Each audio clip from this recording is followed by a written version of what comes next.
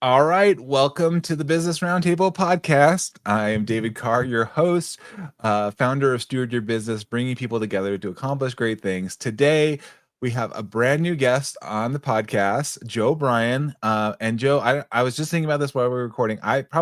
Joe might be the person I've known the longest that Very I've true, actually had on very this true. podcast. We go way back. We reconnected, what is it, last year at high school reunion.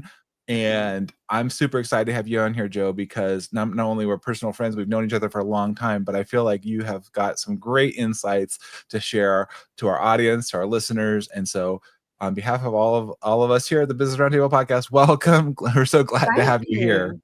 I've watched a few of your podcasts, so I'm really, really excited to be a part of it. It Awesome. all seems really great. Thank you. Thank you. Jo is staying up a little later with us. She's in the UK, so we were just comparing time zones early before we got recording. So thanks for staying up a little later with us to record here. Of Um, course, no problem. yeah.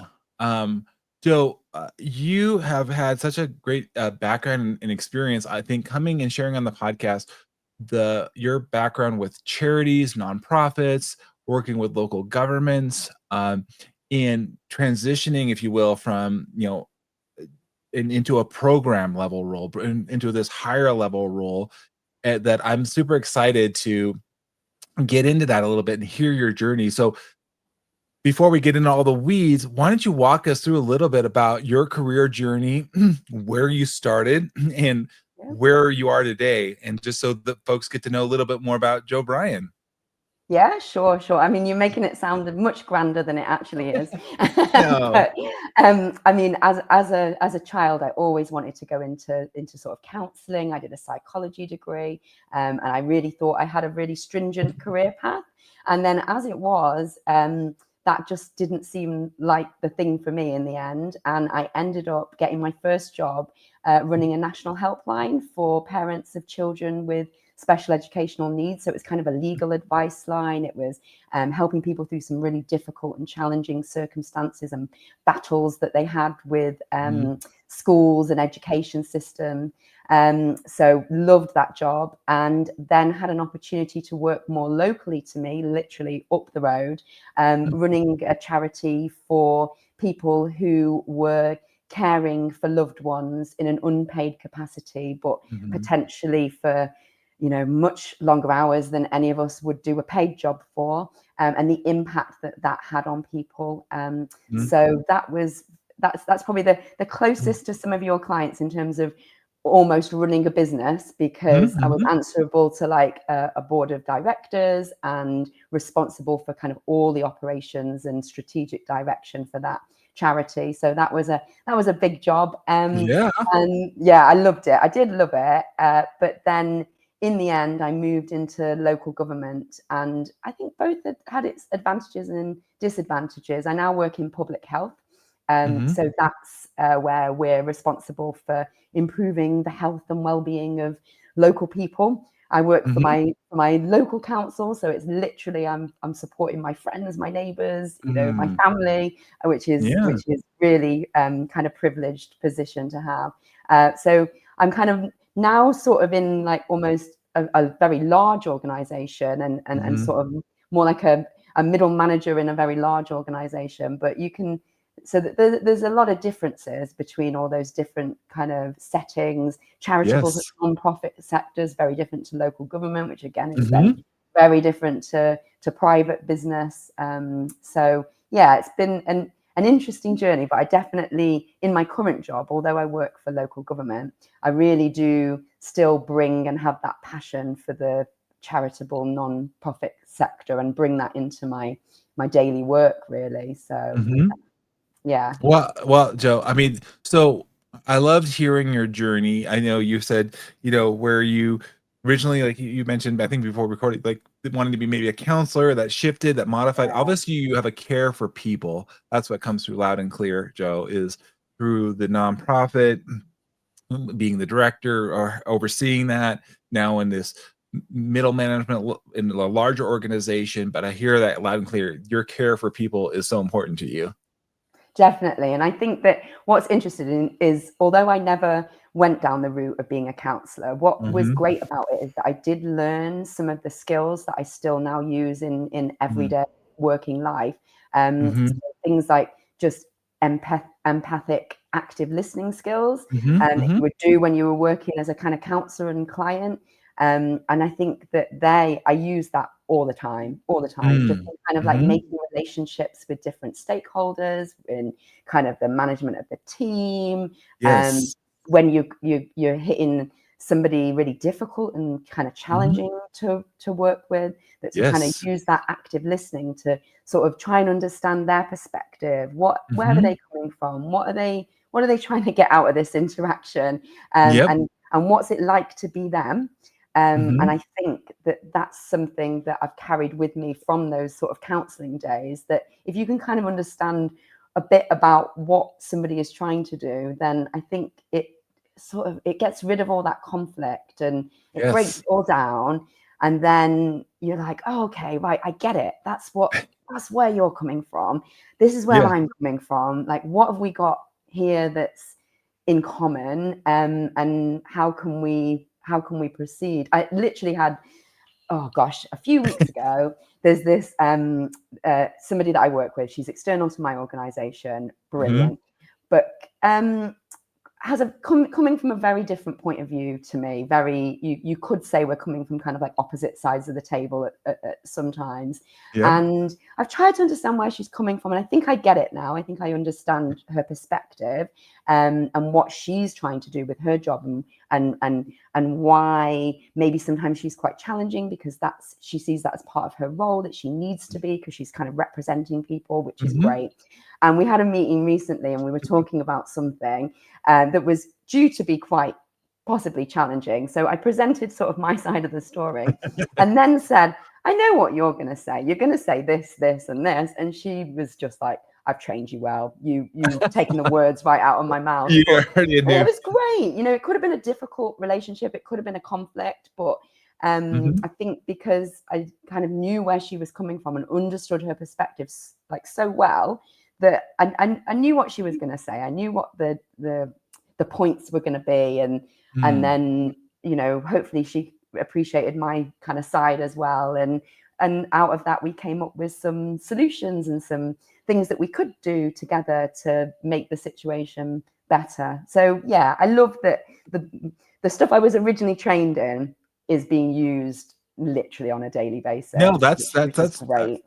well, I think that speaks to your success, Joe, in your career and where you're at now and how you're, fitting within an organization. And I feel like part of the reason I have the Business Roundtable podcast is there's some folks that are they don't necessarily aren't opposed to it, but they're not maybe either one not exposed to this learning and ability that's out there. So hence the Business Roundtable podcast, bringing folks like you on to share and hopefully open up the possibility and consider what could be.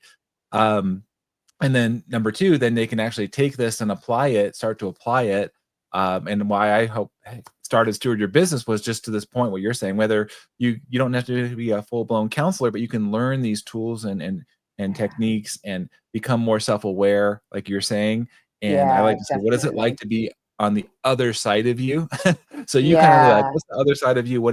How is she gonna respond to me and the way I'm gonna yeah, present? That was yeah, really smart, and of being aware of not trying to put words in her mouth, but just saying, "Look, I wanna consider put myself on what you're thinking, right? How you're gonna yeah, approach this." yeah, definitely. And we don't listen well, do we? Mm. We just don't. It's not a No, natural thing to listen well. We all no, have yeah. in our head, as I'm speaking, you've probably got in your head like your next question or your next point or what you're gonna Yep. say. We don't listen kind of like wholeheartedly a lot of the time Mhm, to what mhm. somebody else is saying. And sometimes when we do, gosh, it really works to sort of build up that trust and that relationship with whoever it is. And they get taught it in sales, don't they? That when you're selling to somebody, you really are supposed to sort of understand what they've come into your shop for and what that motivation is. So Yep. like it is used a lot in business. If It's if so it's done so well, you're important. right. Absolutely, Yeah. Joe. On the flip side, it's funny, I just talked with a couple people in sales this week, and we're talking about all the bad salespeople out there that are just pitching you. They don't know Yeah. anything about you. You're like, don't you want to buy this? You're like, you don't even know about me. Like, No, yeah. what my circumstances are, and you're just trying to push something on me. And to your point though, Jo, whether if you take the analogy of selling, meaning like we're trying to convey a message, right? I'm Yeah. selling, I'm trying to convey something.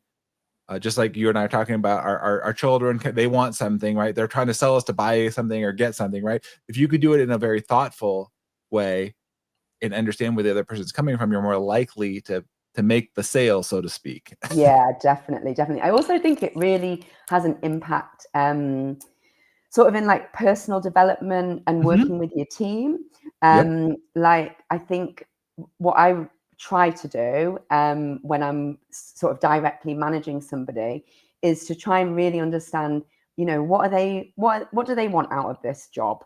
Mhm. What are they trying to do? Where's their career going? Where do they see Yep. their next step? And by Mhm. really listening and understanding exactly what their current circumstances are and what they want to get out of it, I think that if you can get their goals and their context through properly listening, I always find that people then they work so much better for you. You know what I Yes. mean? Like Yes. because you're trying to Absolutely. understand it. And I think sometimes as well, within a team, we often feel like everybody's got to be developed and developed and developed and move to the next stage, go on to the next bit of training. And I always say to Mhm. people that I manage, look, if your career goal is just, I'd quite like to stay exactly where I'm at and, have a good work-life balance, and Mhm. that's all I'm after. That's okay. That's Mhm. what that's my work goal. That's what Yeah. I'm Yeah. trying to do. I'm just trying to, keep it at this level and get a good balance between work and life. Mhm. And so you don't have to have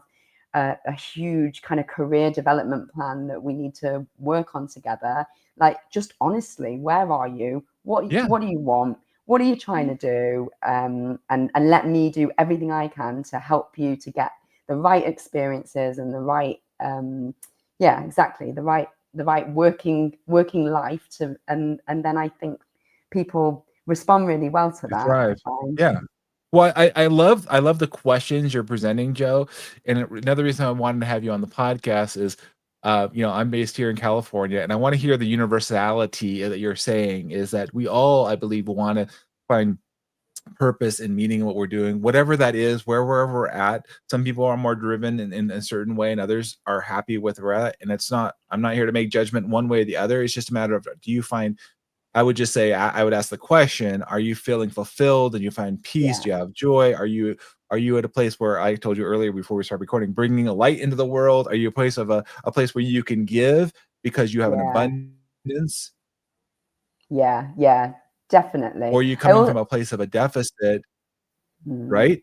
Yeah, Yeah, definitely, go ahead. definitely. And I think that, I've had times in jobs where I remember one job, and I had a really bad manager, and it really impacted me. And I remember Mhm, sitting in my car having a little cry before I went into work in the mhm. morning, and thinking that's not what you want. And you don't want anybody within Yeah. your team to Mhm. feel like that about work. You want them to have Yeah. some energy and enthusiasm, and to want to be there, to be Mhm. enjoying what they're doing, getting something out of it for themselves, and feeling as if it's worthwhile. And I think as managers, that's our role, is to make sure that people really are getting what they need, and then that will Mhm. give us what we need, Mhm. as just a natural give back, really.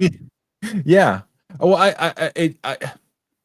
I think relationships thrive best when it's mutually beneficial. It's not transactional. It's not, I get this, you Yeah, get it. I mean, there are, but the more that we can make it mutually beneficial, and looking after each other's highest and best good. That's where I come from, and I believe you do, Jo, as yeah, well.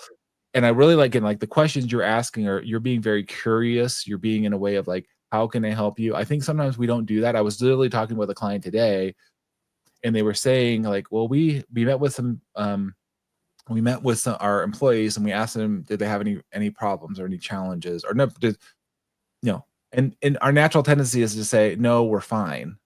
yes, No, everything's okay. And so unless you ask curious and probing questions like you just did, Jo, I feel like it's a yeah. missed opportunity. Yeah, like in that situation, you could be asking, what could be one thing that could be different about the workplace that would mean that you would enjoy your job more, perhaps, you know. Like, I think they don't need to be tricky questions, do they? But people do often tell us what they think you want to hear. So I think there has to be a way of sort of establishing that authenticity and honesty, and if you can get that with somebody where you're really operating at that level and just you're saying what you think, they're saying what they think, and then it's a really open conversation, then I think you've got a really successful working relationship, you know, definitely. Well, here, and I want to bring up a story that you and I talked about last year, actually, about one of your colleagues you were working with, and the challenge that I want to see as I set the stage for this conversation is that, you know, some people are more proactive in speaking their mind than others, and some people don't know how to ask for help. And so, again, like you said, you know, it's understanding yourself and how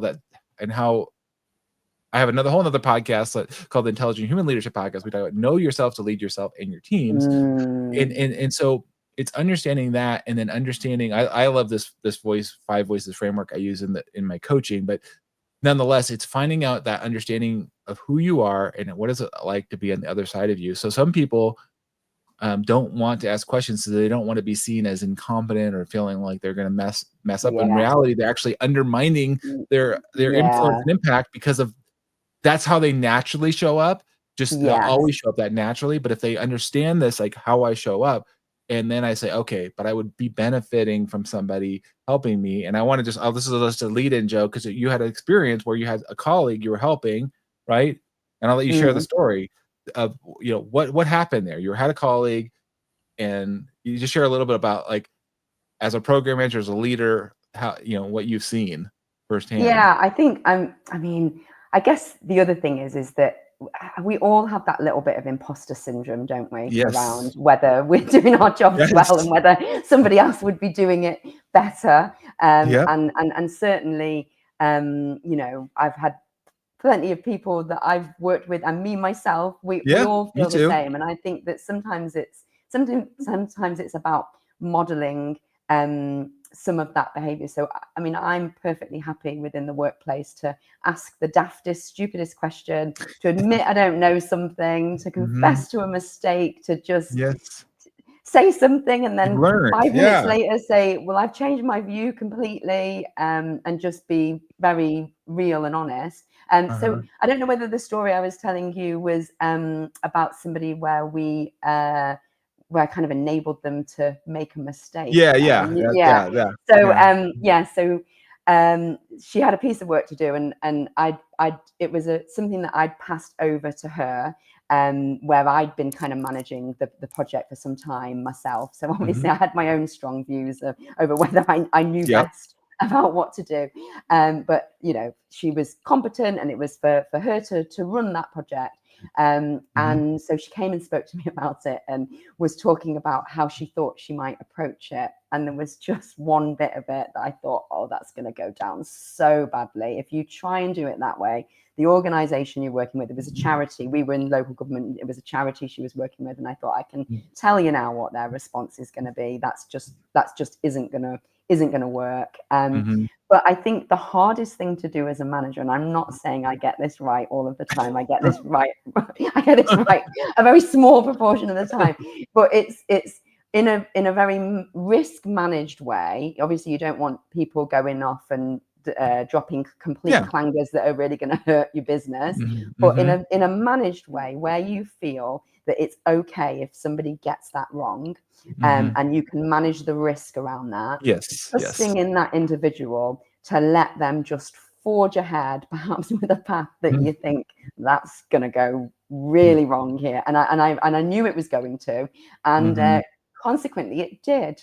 So she came back to me, and there was a whole mess, and we sort of talked through how we might be able to fix it. And she was, you know, quite upset that it had all gone a bit wrong.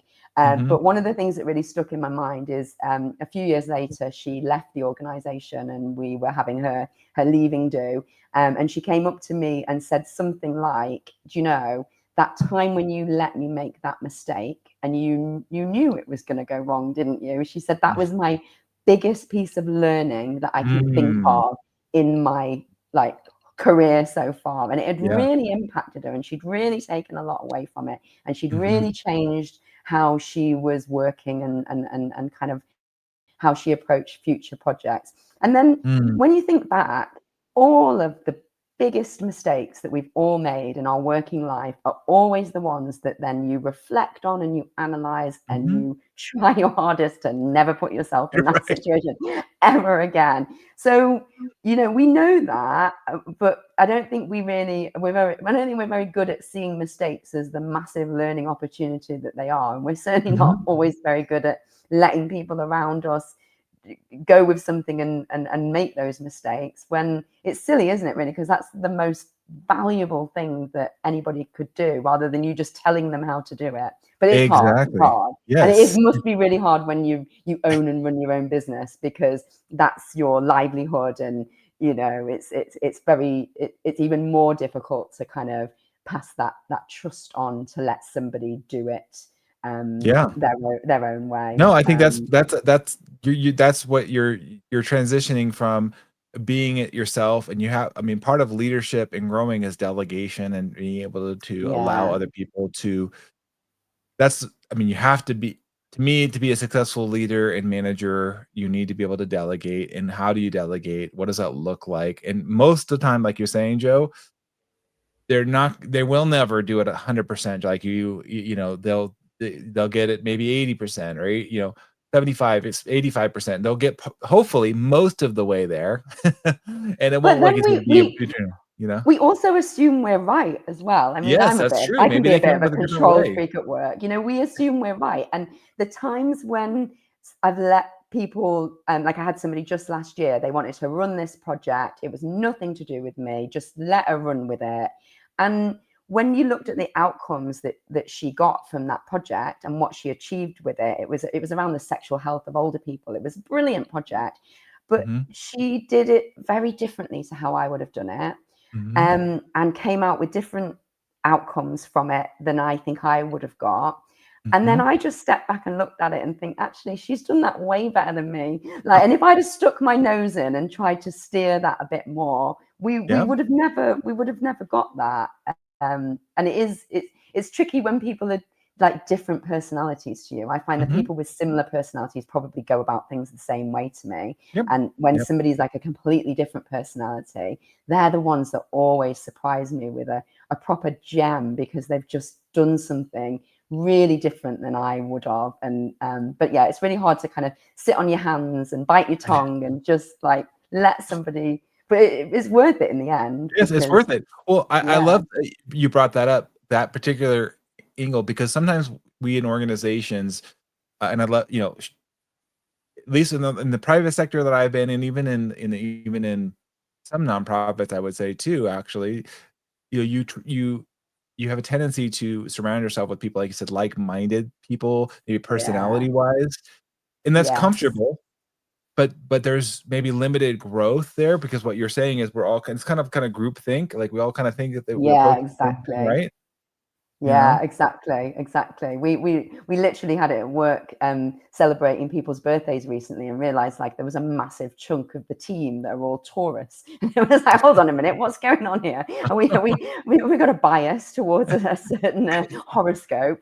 But I do think that the more you know those kind of like cheesy team building exercises that we've all done plenty of times in our career to sort of see what personality style you are and what personality style the people around you are. I think that as a leader, you have to really understand that well. You need to know what you're really good at, but equally what you're not. So like, I know I always come out as like a pragmatist, an active person, like good at making decisions. But my weakness is that sometimes I don't slow down enough to allow the more creative people in my team to think something through, mull it over, and then come up with their gems of an idea. But at least I know that. So then it's like you can kind of force yourself to slow down and force yourself to do the opposite. That's your bit of weakness. And then that means that then as a broader team, you're stronger. So I think if you have to do those cheesy little exercises to like really No, understand who I'll you challenge are. you. It's not And so yeah. cheesy. Oh, it It's not is. so It is. It cheesy. completely is. But they're really helpful. They're There's no, really, yeah, just what you're saying, Joe. No, it's so. Number one, you have to learn this, because it's not something that we just get. I've never seen anybody just get it. It's something that is no, learned. yeah, And exactly. I love what you said, because I love working with I'm not creative in my 5 voices framework. Creative is my second voice, connector is my first voice. But when I recognize, let's use this example, like you said, creatives. I love creatives because they are so innovative. They can consider so many different possibilities. Um, Yeah. but oftentimes they need help in implementation, like the actual getting to the Yes. details, like, Yeah. right? Yeah. Enough And of a if you don't, chat now, guys. Now we need to put this into a plan, and we you need to got to put get it this into actually. action. We need to move you on. Yeah, Right, exactly. right. Exactly. But Yeah. if we don't understand that about each other, there's going to be frustration, right? Because you're like, they're feeling frustrated because they can't express their creativities and their thoughts, and they feel like it has to be fully formed, and it's got to be perfect before I present it. They're like, no. Yeah. And vice versa. If we're on the other side, you, like maybe you or me, Joe, we're pushing them too fast in the sense of not Yeah. appreciating the innovation and the things that they're presenting. Like, hey, do you think about this? I'm like, no, I really didn't. And so Yes. Yes. understanding and valuing the different voices, if you will. Yeah. And I think the older I get, the more I'm able to do that. Mhm. And I think sometimes, like when I first started out as a manager, I don't think I was really understanding why everybody wasn't just like me, because surely I'm doing it Mhm. the right way. And then Yep. now it's like, whoa, well, I've got my own strengths, but then all these other people have got their own strengths. And really, unless we can bring that all together, is the only way that we're going to really benefit the whatever business it is that we're doing at that time. Yeah, But whatever project, whatever. The other thing you mentioned earlier in the podcast I really liked is that I like to say we all have tendencies or triggers, Joe, that are just always going to be a part of us, but how we express them in our behaviors, if we're aware, you know, we mm, can then make shifts, and then ultimately get our desired outcome. For yeah, for me, Joe, as an example, is I'm a very positive, as you know, can do. I'm gonna be yeah, maybe overly optimistic, maybe. And I yeah. had to learn this, Joe. I had to learn this about myself of like, I would do that and I would talk to team members and I said, "Yes, we can do this, right? We're gonna go after this." And until and they would go along and say, "Yes, Joe," until I empowered them, Mm, and then they were struggling to succeed. And then I said, "Look, you guys I want to empower you to say, I'll tell you I'm overly optimistic. You need to tell me, David, this is not I'm concerned. I have concerns or risks. I feel like we're taking too much on." yeah, And so I empowered them to speak. And I think as leaders, Joe, for example, giving them a safe space to come and yeah. talk with you and share with you. Do they feel like they can, or do they feel like, oh, I just got to keep it and figure it out and keep it to Yeah, myself? let's hope they all feel like they can, eh? But you never know, do you really? I mean, one of the things that I find really useful is that whole business planning cycle. So Mhm, getting the whole team together once a year and just re-examining what is it we're trying to do? What are the big mhm, deals for us? What are the big aims that we're trying to change, or what are the mhm, outcomes that we're after? And then let's just get all those ideas on the table, mhm, and get them all out. So then your creatives can come up with all the wild, brilliant ones, and the mhm, pragmatists like me can put all the boring tasks that have to be done in, and then just putting that all together. And then we just use that really common kind of must, shoulds, coulds, won'ts, and we just classify everything. And we look at it like all of these tasks look really important. They all look really great. We've got a lot of enthusiasm. If we had all the time in the world, we'd do them all. But mhm, which of them are going to have the biggest impact on what we're mhm. trying to achieve this year in our business? And Yes. those ones, and we've got to pull those ones out. So let's keep all the others. They could maybe be Mhm, won'ts for now, and like we can go back to them. And if we find we've got loads of capacity, we can bring them back again. Or if there's other opportunities throughout the year, we can.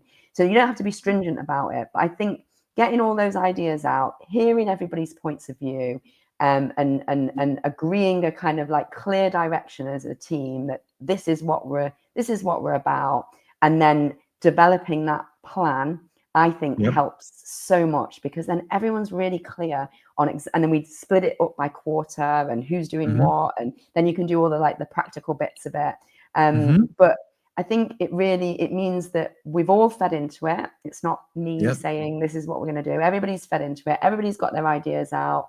We've tweaked some of them, developed some of them, and then we've chosen the ones that really are going to have the biggest impact, and then those are the ones that we drive forward as like our priorities. Because I do think we waste a lot of time in work. I mean, I can Oh, yes, sit and absolutely. go off on an angle doing something that's really not having an impact, and I think it's great to have like a plan to just bring you back to those top things that, and if you involve your team properly in forming those, and everyone's behind like this is what we're doing, and Mhm. all of those personality types have got a different way that they contribute to that whole process, Mhm. kind of quite easily. So like we do it where you might have like somebody individually writing something down, a couple of some people discussing it in a little group, and Yeah. There's different ways. exactly. I think this is where you can even, speaking on my behalf of my company or others that help come outside of the company organization, if you will, just because I think sometimes when you're in that, you may be, like you said, Joe, maybe tied to a certain outcome that you feel like is really Yeah. important, and then maybe it is, but maybe it isn't, and somebody else comes in and just looks at all of them laid out and says, "Okay, I'm a objective third party." I'm, Yes. and say, "Is this really important?" And I think why I have the Business Roundtable podcast, Joe, and have people like you on is I want people to hear the outside perspective, hear a different resource that they can tap into from it and see like, "Well, maybe I should consider that." I benefited Mm, so much, Joe, when you were talking before we recorded, of getting coached, having a mentor, having somebody outside of kind of the minutia of the day to day and kind of give me a different perspective and hold a mirror back up to me. definitely. And I think as well that that's probably especially important when you are running your own business. Mhm. Like when I was running that charity, I really appreciated other colleagues who were also running similar charities, and Mhm. other managers that I knew out in the wider voluntary sector, being able Yep. to have people that I could then chat through issues, problems, get a different Mhm. perspective on it. And I think that if you so it's fine for me now in my role. I've got somebody who's line managing me, who I Mhm. can use completely to reflect over the work that Great. I'm doing, to give me that objective Mhm. view in, whereas that's not always as easy to do when Yeah. some people are running a business, starting it off just on their own. Mhm. So Mhm. I think you've got to have somebody to bounce that off. It doesn't Yes. matter who it is. But I know we've had loads of people in our organization really benefit from mentoring. I've Mhm. mentored somebody from a different team who's nothing to Mhm. do with my area, and it does mean that you don't get as tied into the day-to-day work and business. You step a little bit back, and you're able to just hear what they're saying and what they're finding challenging, or what they want to learn and develop, and coming at it from a really outside angle, which sometimes is difficult to do within the team, because you get a Yes. bit bogged down by the detail, don't you, really? Absolutely. Absolutely. I'm glad Yeah, to hear that you've been mentored and be a mentor. I feel like that's a lifelong journey. I mean, there's always people, yeah. I could say to the left of us that we can help, and there's stuff that I don't know, and I think that there's things I can still learn, right, and still develop Oh, myself. definitely. I mean, and I think in my earlier days in my career, I kind of didn't think I needed anybody. I was very self-sufficient. I just used to crack on, do it. I'd go on training, so it wasn't as if I wasn't reflecting, but I really didn't see the benefit of anybody kind of being somebody that I was accountable to, or somebody to be able to Mhm. kind of chat that through. And then I had a really bad manager once, and then Mhm. realized that maybe this was important. And then I had another manager who I just really never spoke to or saw. And yet I saw a colleague of mine who was also managed by them, and she had lots of conversations, whereas I was just kind of leaving myself off on a tangent, and realized that there was that person was getting a lot more out of her than I was. So then when I moved to my next manager, I thought, right, I'm changing this. I'm now going to spend time, and use the person, chat through issues and problems. And I do now find it really, really useful. Just somebody bringing in a different perspective and able to just really gently help you to think kind of differently about it, and whether there was anything else you could have done in that circumstance or any different way that it could have been dealt with. And those are the kind of conversations that then, after work, maybe driving home or going for a run, and I'll be really mulling it over and thinking about what she said and what I can then change or do differently as a result of that. And I think, you've got to have somebody like that. Otherwise, it is a very lonely place if you haven't. Well, we're getting close to the end of the podcast, Jo. This has been so fun and enlightening. I hope our audience that are hearing this, are enjoying and learning that, hey, you know what, wherever you are in the world, here in California, here in the UK, these issues that if they don't get resolved, they don't get addressed, you're living, I would say, a diminished life, an opportunity to live in your fullest. And I would want to encourage you. And I think, Jo, I'm grateful for you being on the podcast. Hope everybody's just getting the energy and the light that she's bringing here today. And just from your experience, Jo, it's really awesome having you here. Oh, no problem. I mean, I love to talk. As I could probably talk for another 2 hours. Yes. But, easily. We'll have to have you come back. We'll just have to have another episode. I've got a lot to say. Yeah, no. Well, you as we're wrapping it up here, though, you covered a lot of different things, but I always like to give guests an opportunity to kind of give a parting word of advice or kind of a nugget or something that is just meaningful of all the things that we talked about today. That if you would just say, okay, leaving this podcast is one thing I just want you to consider.